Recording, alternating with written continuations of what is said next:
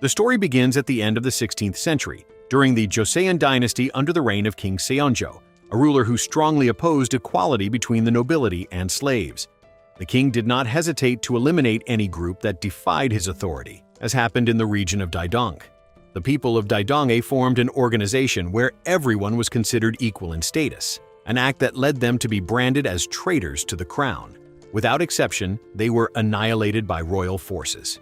Meanwhile, on the other side of the story, a boy named Cheong Yeong was forced into slavery because his mother had once been a slave of the Joseon Vice Minister of Defense.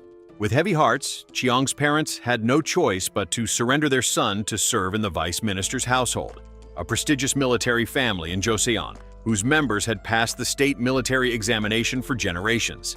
In that household, more than 100 slaves were assigned various duties, including cleaning, cooking, housekeeping, laundry, and even serving as personal masseurs.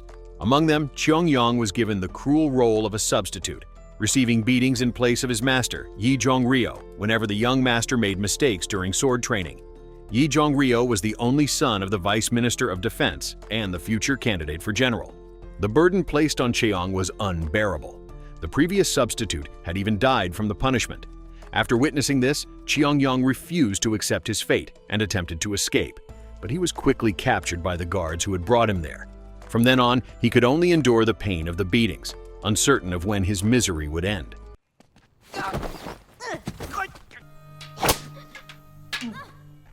That very night, the boy who had previously served as the substitute succumbed to his injuries. His parents, who were also slaves, could do nothing but accept their child's death in silence. Shortly afterward, Jong Rio approached Cheong Yeong and offered him food. Cheong ate hungrily. That moment marked the beginning of a friendship between two boys who would grow up together despite their vastly different backgrounds and destinies. After finishing his meal, Cheong attempted to escape once more, hoping to reunite with his father. Instead, he encountered a bitter reality. His father had been killed behind their house for frequently opposing royal decisions. Not long after, Cheong was found by Gwang Yi, a slave hunter working for the Vice Minister of Defense, and was dragged back to continue his duties. That same night, Cheong invited Jong Rio to train again. Secretly, while acting as a substitute during previous training sessions, Cheong had carefully studied the instructor's movements. He began teaching Jong Rio how to withstand the instructor's attacks. Unbeknownst to them, Jong Rio's father observed their training in secret. Thanks to Cheong's guidance, Jong Rio's skills improved rapidly. The next day, Jong Rio told Cheong that starting from then on, he would become his personal trainer.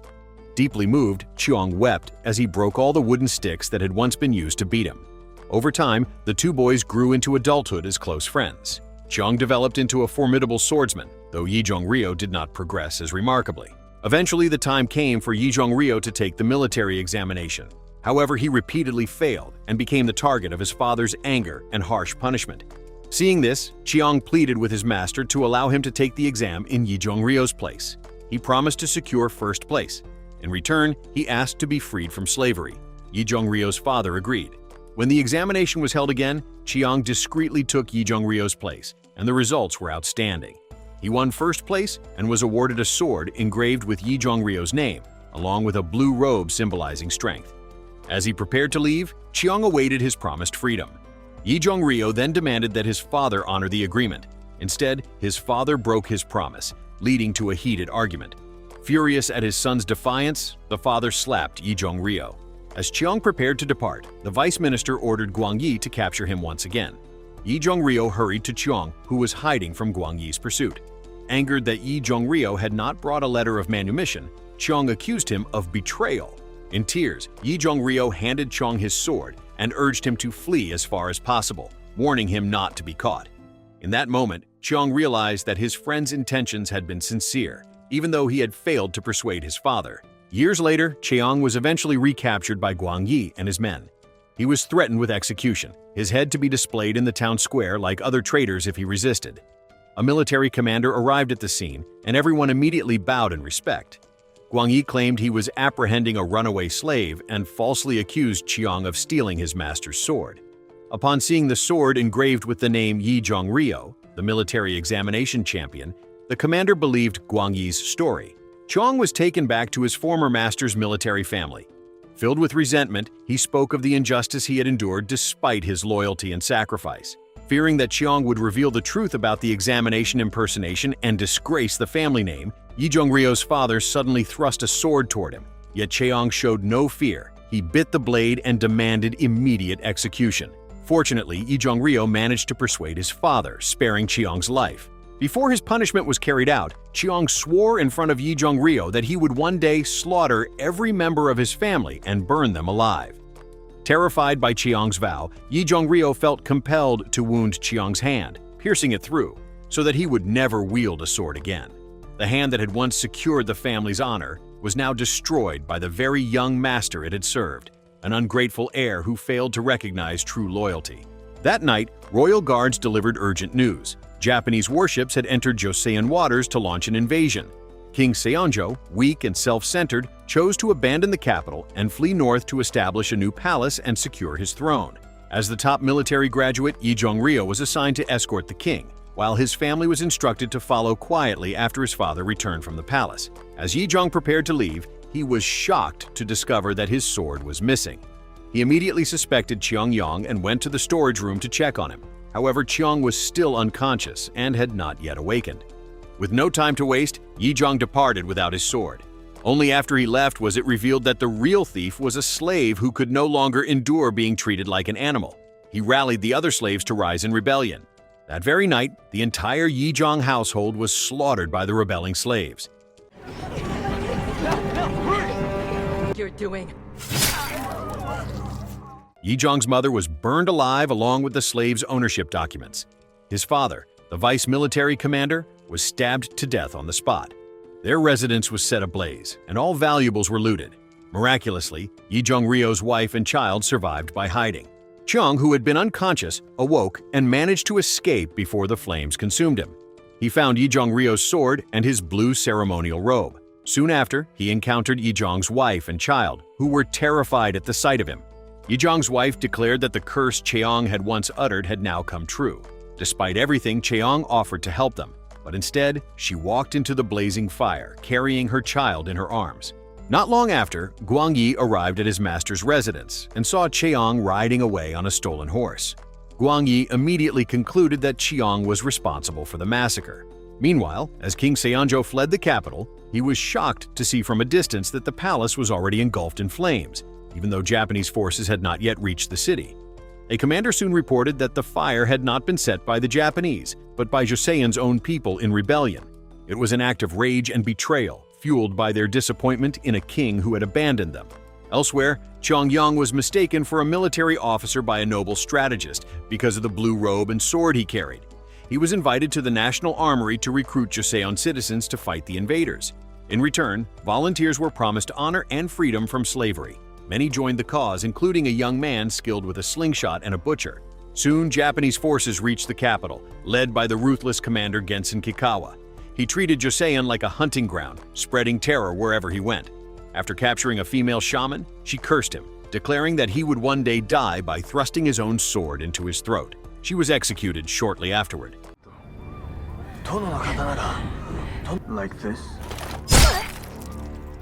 At the border, King Seonjo and his guards prepared boats to cross the river. Suddenly, the people of Joseon revolted. Furious that the king was fleeing while they suffered under Japanese invasion, they attacked. A violent clash erupted. Jong Rio, standing beside the king, was forced to kill his own countrymen to protect the monarch. Gwang Yi arrived and informed Jong that the slaves had burned down his home and that none of his family had survived. He also claimed to have seen Cheong fleeing on a stolen horse while wearing the blue robe. Upon hearing this, Jong transformed into a cold-blooded killer, slaughtering innocent Joseon civilians in a frenzy. In truth, they had only sought protection and justice, hoping to board the boats to escape the invasion. But King Seonjo, driven by selfish ambition, abandoned them. After boarding the boats, the king ordered the docks to be burned so that Japanese forces could not follow. Yet, destroying the docks meant cutting off the evacuation route for the people left behind. On another front, Cheong Yeong fought fiercely to defend his homeland. He united Joseon forces and resisted the invaders. However, the Japanese army's superior weaponry forced his troops back, and many fell in battle. Determined, Cheong charged the enemy's front line. With masterful swordsmanship, he cut through their defenses and confronted Gensen Kikawa himself.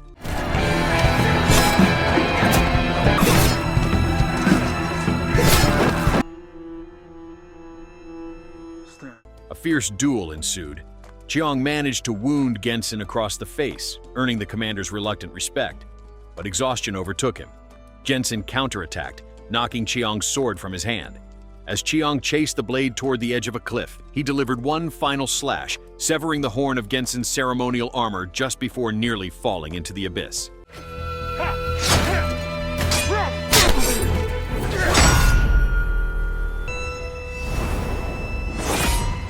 7 years passed since the war began. Through resilience and sacrifice, the people of Joseon finally forced the Japanese invaders to surrender. Yet the scars of war ran deep. The capital became a ghost city, and its survivors lived in misery. Some, driven by starvation, resorted to cannibalism to survive. Cheong settled in the militia village of Sunseon alongside those who had fought beside him. Among them were Beomdong, a fierce middle-aged woman who wielded a staff, and General Kim Jae-ryong, who had sided with the people in their struggle. With the war over, some villagers returned home, while others chose to remain. Later, the noble strategist brought troubling news. Remaining Japanese soldiers were disguising themselves as locals, seeking opportunities to return home. That night, Beomdong reminded the general of his promise, that those who fought would be freed from slavery. The general planned to meet King Seonjo to discuss fulfilling that pledge. However, upon returning to the capital, King Seonjo focused solely on rebuilding his palace rather than caring for his starving people. One advisor warned that a hungry population could not construct a palace and urged the king to establish an institution honoring national heroes and to free the slaves who had fought bravely. Yet, the king's response ran directly counter to that advice, once again revealing that his priorities lay with power, not with his people. The following day, the remaining Japanese troops attempting to flee Korea were located thanks to intelligence from the noble strategist. Without hesitation, battle broke out. Cheong, now known as the blue-robed sword god, led the Joseon forces and successfully captured the remaining Japanese soldiers. He once again came face-to-face with Commander Gensen Kakawa. After 7 years apart, they crossed swords to determine who was truly the stronger warrior. Their blades clashed fiercely, and both managed to wound each other. However, their duel was interrupted when Beomdong and her companions cast a net over Gensen and captured him. General Kim planned to bring the prisoners before the king for negotiation.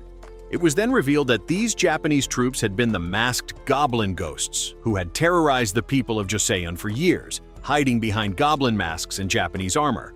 Under orders from their supreme leader, Hideyoshi Toyotomi, they had cut off the noses of countless Joseon civilians as proof of their military conquest. The next morning, as they traveled toward the capital, they witnessed a stark contrast. Starving and homeless civilians lined the streets, while behind the palace walls, Mayor Jong Rio was feasting lavishly. Beomdong could no longer tolerate such injustice. Although General Kim promised to report the mayor for immediate dismissal, that was not enough for her. She decided to take matters into her own hands. Along with her followers, she stormed the mayor's unguarded residence, seized the food to distribute to the hungry, and executed Jong Rio as punishment. The following day, General Kim and his entourage arrived in the capital to a joyful welcome from the people. From afar, Jong Rio, who stood beside the king, saw General Kim accompanied by Cheong Yeong, the man he believed had massacred his family. He began poisoning the king's mind with accusations against them. Matters worsened when a messenger delivered news that Mayor Jong Rio had been killed by followers of General Kim. Soon after, General Kim sought a private audience with the king, bringing the captured Japanese soldiers as leverage for negotiation. Instead, he was accused of treason and ambushed by royal forces. At the same time, Cheong and the other fighters were surrounded on all sides by the king's army. Overpowered and captured, General Kim demanded to see the king, but fate turned against him. Many of Cheong's comrades were killed or captured due to their smaller numbers. Cheong himself managed to escape. Later, as General Kim's severed head was displayed in the town square, Cheong, disguised among the crowd, saw Jong Rio present, confirming that he stood with the king. That night, when Jong returned home, he found his guards slain by Cheong's deadly sword techniques. Cheong waited for him, seeking revenge for General Kim's execution. The two former friends were now enemies. Cheong believed Jong had supported the cruel King Seonjo in condemning a general who had served the nation faithfully. Meanwhile, Jong harbored deep resentment toward Cheong, convinced that he had slaughtered his entire family. During their duel, Cheong stabbed Jong's left hand, the same injury once inflicted upon himself.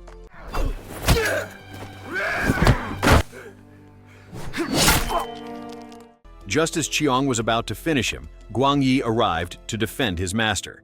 Without hesitation, Cheong severed Gwang Yi's arm and killed him. As royal guards approached, Cheong was forced to flee. After General Kim's death, riots erupted across the land as the people's anger toward King Seonjo intensified. The king, in turn, directed his fury at Jong Rio, who had proposed punishing General Kim. To appease the king, Jong presented an antique artifact taken from the captured Japanese soldiers and claimed that more treasures remained hidden. He proposed using the imprisoned Japanese troops as treasure hunters under his command. In front of the royal advisors, Gensen Kakawa was appointed commander of this so-called Kim unit. Though the advisors strongly objected, the king's decision was absolute. Meanwhile, Cheong retrieved the severed heads of those executed by the king and returned to Beomdong's militia. Upon arrival, he collapsed from exhaustion. The next day, the fallen were buried with proper rites. Grief overwhelmed Beomdong and her fighters. In her anger, she blamed Cheong for ignoring her warning not to approach the king. Yet, even amid despair, Cheong reignited their fighting spirit. They resolved to overthrow King Seonjo, but with their limited forces, storming the palace was impossible. They devised a new plan: recruit more soldiers using the Japanese treasure hidden near the site where the invaders had been captured. They quickly found the treasure chests. Suddenly, however, the noble strategist and several others betrayed them. Choosing wealth over rebellion, they bound Cheong and Beomdong, took the treasure, and left them behind.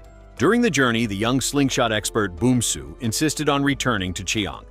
The noble and his companions continued onward, only to be ambushed by a joint alliance of Japanese remnants and royal forces led by Jong Rio. From a distance, Boomsu witnessed the attack and rushed back to inform Cheong and Beomdong. Jong and his troops transported the treasure chests to the shore for the royal ships. Unexpectedly, Jong attempted to execute the Japanese allies with firearms, determined to avenge Joseon's suffering. But the guns malfunctioned. The Japanese had sabotaged them. A sword battle erupted instead. Commander Gensen once again donned his war armor, retrieved from one of the treasure chests. After a prolonged fight, all the Korean soldiers were slain, leaving Jong Rio alone to confront Gensen. Through the mist emerged Cheong Yeong, turning the confrontation into a brutal three-way battle. They clashed savagely.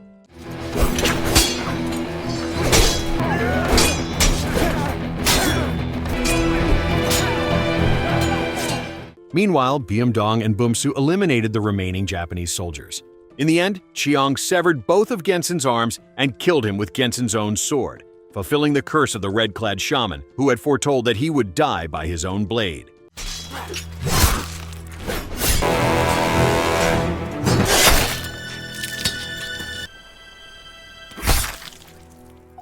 Jong Rio, however, did not survive the battle royale. Before dying, he asked Cheong for forgiveness, and thus the story comes to an end. So, what did you think of the movie? Leave it in the comments below, and if you enjoyed the video, please like and subscribe for more movie recaps. See you in the next video.